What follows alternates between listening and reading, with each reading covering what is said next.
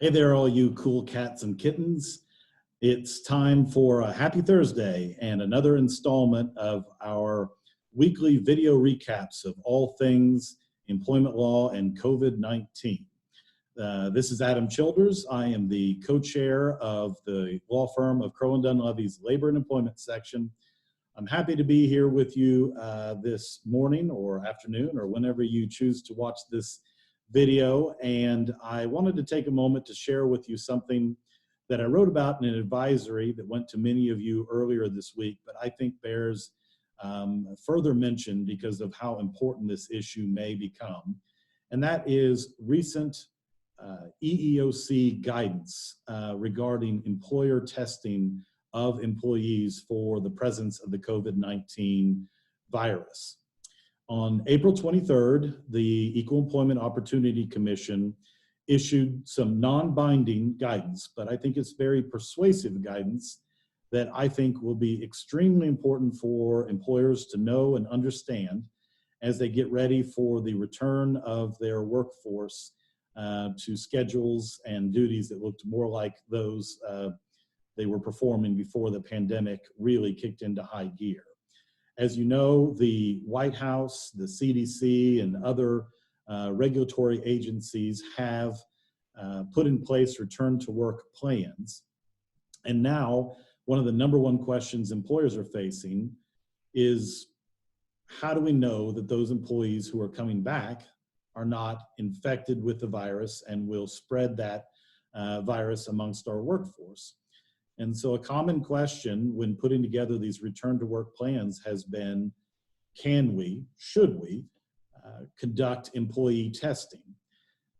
Well, under ordinary circumstances, the answer to that question when it's posed to an employment law practitioner like myself is no.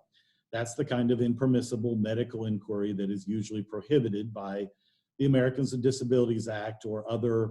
EEOC regulations or guidance. However, in what is a sign of the seismic changes that have happened with this pandemic, on April 23rd, the EEOC issued guidance that made clear that it believes employers should have at least a tentative green light to begin testing employees as a precondition to their return to the workforce. The EEOC in its guidance, which you can find on its website, indicates that this is the pandemic is a direct threat. And that's important language because it's used in the context of the Americans with Disabilities Act. And a direct threat allows for some more extraordinary measures to make sure that that individual does not pose a threat to other employees. And so using that theory as a guide, the EEOC has issued guidance saying that employers can test employees for the presence of COVID-19 without running afoul of some of the ordinary prohibitions against doing so.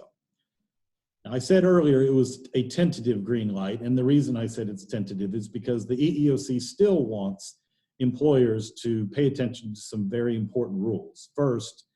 to only use the most accurate and reliable testing that is available, and to use the guidance provided by U.S. Food and Health and other regulatory agencies to determine if you are using the best and most reliable testing.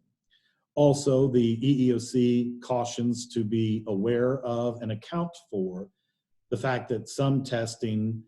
provides false negatives. And finally, the EEOC warns employers that just because an employee is not positive for the virus today does not mean that they'll likewise be negative in the future, and that employers should make as a principal part of their return to work plans all of those other precautionary steps that many of us have been taking within our own homes, and that includes social distancing, vigorous hand washing, and also other sanitization efforts to make sure that the workplace is as safe and secure as it can be. So employment testing would be just one part of a broader plan according to the EEOC, but it is at least an option that seems to be available in the eyes of the Equal Employment Opportunity Commission, which is in and of itself a pretty big deal. Now, there are a host of other legal issues that are going to come up for those companies planning to do testing. That includes what to do in the event of a religious objection lodged by an employee to being tested, or just an objection on the grounds of the medical test and the feelings of the employee about being subjected to that testing and privacy concerns. So those issues will be sorted out as we move forward and will probably be litigated in some forums. But for those companies out there who would like to utilize testing as part of a return to work plan, this is a major step forward in that process, and one that you need to get up to speed on and start thinking about incorporating into your return to work plans. The lawyers here in our labor and employment section are hard at work, collaborating with clients to create return to work plans and to address these kinds of issues and others for a safe and successful reintegration of your employees into the workplace for those who have been working virtually or who have been furloughed or just at home on leaves of absence. So if you're considering taking advantage of or adhering to this EEOC guidance that came out on April 23rd, I would encourage you to talk to your own in-house counsel and your external labor and employment counsel to make sure that you have a good plan in place and that you're taking all the necessary precautions to get this right. And of course, we are available here at Crone Dunlevy, and our labor employment section wants to continue to be a resource to the business community and human resources professionals all across the state as we work to get through all of this together. So keep all this in mind as food for thought, and I hope that all of you are staying safe, and I'm looking forward to hopefully things getting back to some kind of normal as we move forward. So take care, everyone, and thanks for tuning in.